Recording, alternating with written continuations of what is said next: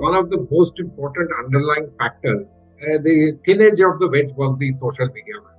Was not just unemployment, but the economy really still continuing to reel after the COVID impact.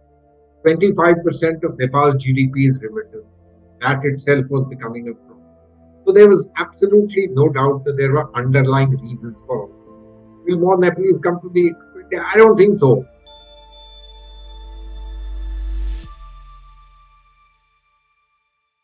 Hello and welcome to TS Talk. Today we have with us former ambassador to Nepal, Manjeev Singh Puri. We have seen the kind of situation Nepal is facing today.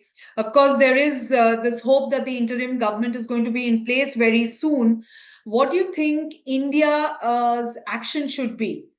Me start by just saying something. In my personal view, not only because I was India's ambassador in my view, Nepal is perhaps one of the most critical foreign policy and friendly country as far as we are concerned.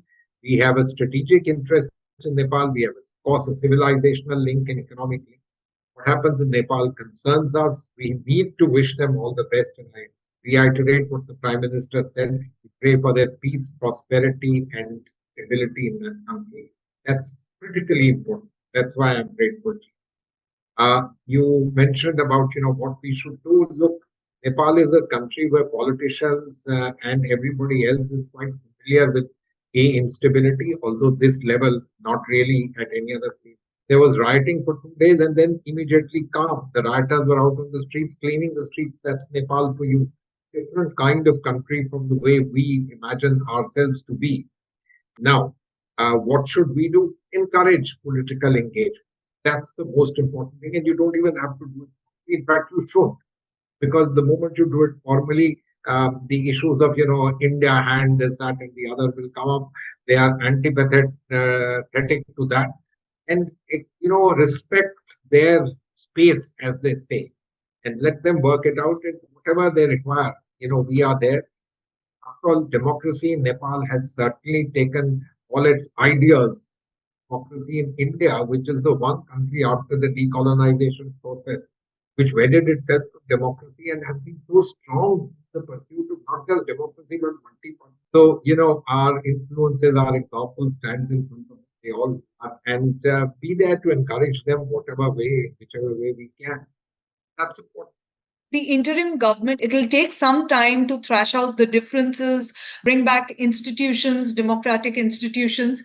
When do you think we can have an elected government in place? That's of course a difficult timeline because it takes time. In most places, you have seen it takes a fairly long time, and people tend to say that those who have sort of held together the interim government desire stickiness on it for themselves.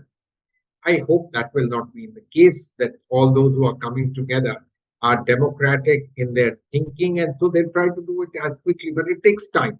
So constitutionally, there are several things to be gotten. Well, that happens anywhere in the world.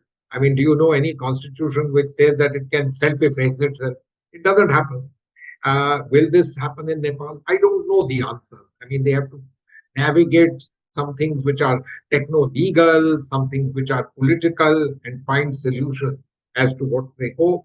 But and it's very interesting. We tend to think the old guard has gone, but they haven't. Mr. Oli made some kind of statement.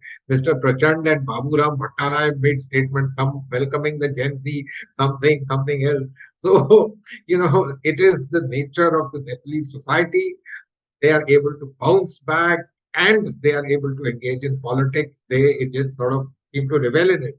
But I hope it's not just this laughing and sort of light-hearted thing, that they are seriously engaged, because this is the present and the future of Nepal, which can stay.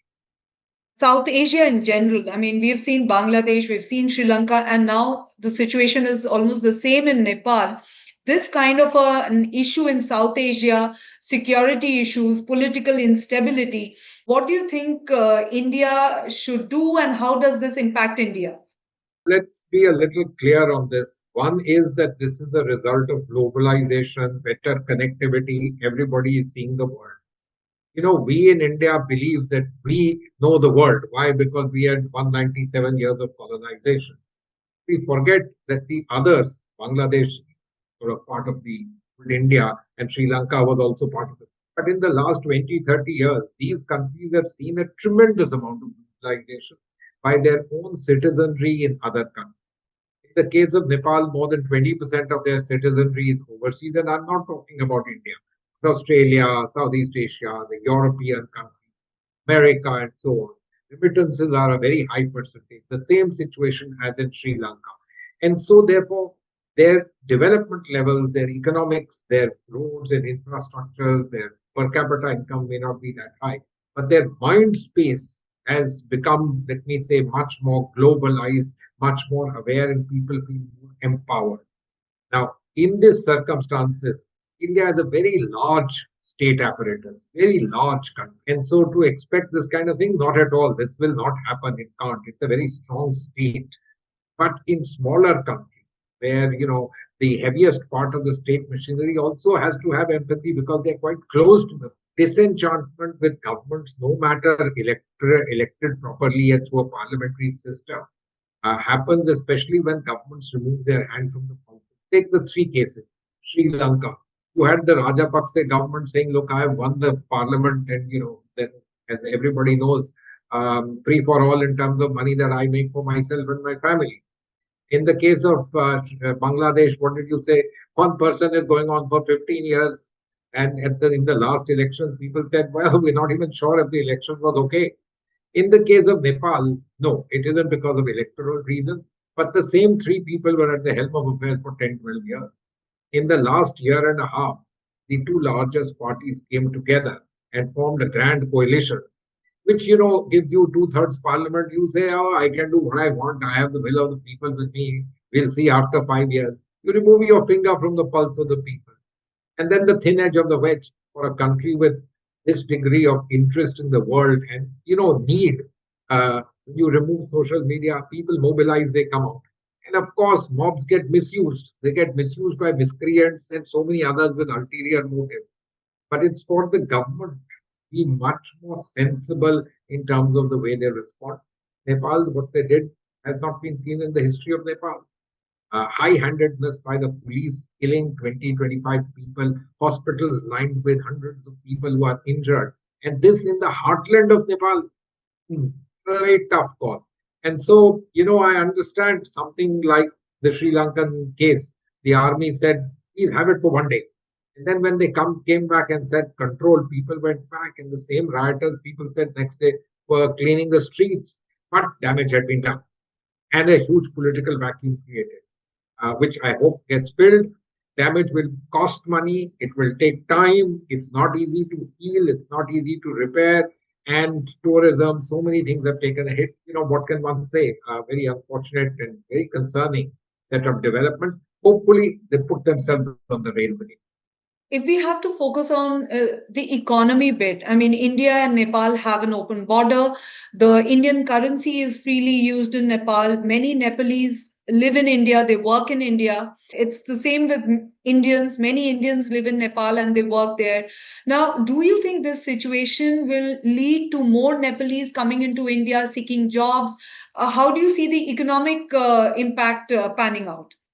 One of the most important underlying factors, the thin edge of the wedge was the social media, was not just unemployment, but the economy really still continuing to reel after the COVID impact.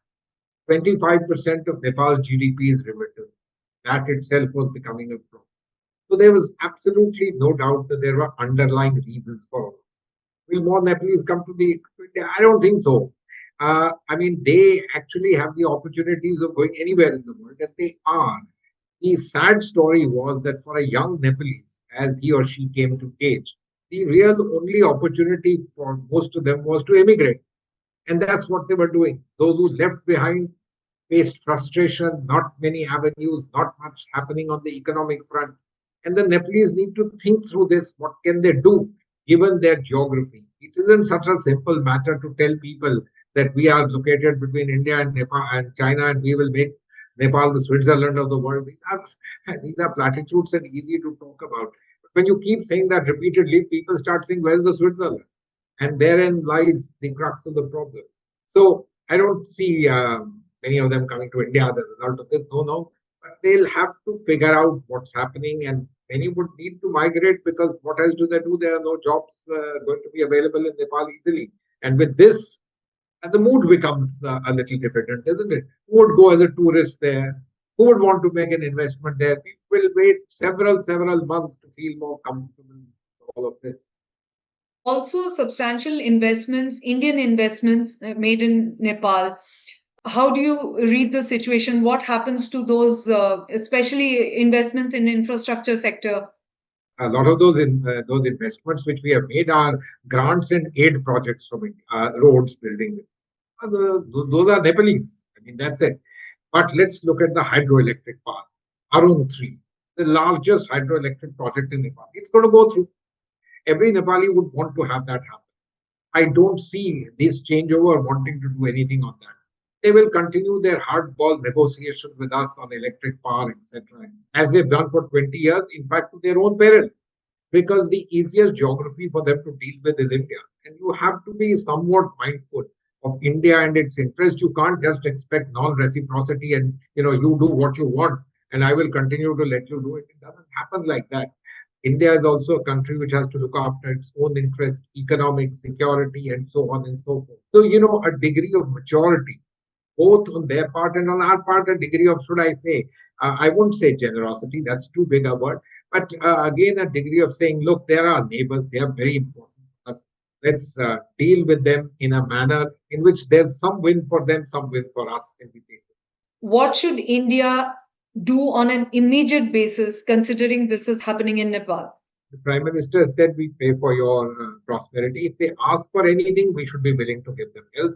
But I believe that, they know how to handle these politics. And I know this is a very tough call, and finding a solution is easier said than done because everybody has his own little pound of flesh that he or she would like to extract. I'm particularly, and Mawa, let me make this point to you, I'm particularly worried because in Nepal, the default position is anti Indian. It just helps you garner votes. Everybody is interested in India. Everybody visits India. They come here for jobs. They come here for shadis. They come here for everything, medical, so on. But that's the default position. And so no one should get the impression that, there is this big brother. That's something we should be particularly careful. Uh, Respect for them as they are, encouragement for political processes, whatever is required and asked for by them, we should be prepared to help, and so on and so forth. Our example stands shining in any case in front of them. A wonderful living democracy which has become largest. Right, sir. Thank you so much for your time. Thank you so much. Thank you very much, Mawa, and thank you for the Secretariat's interest in Nepal.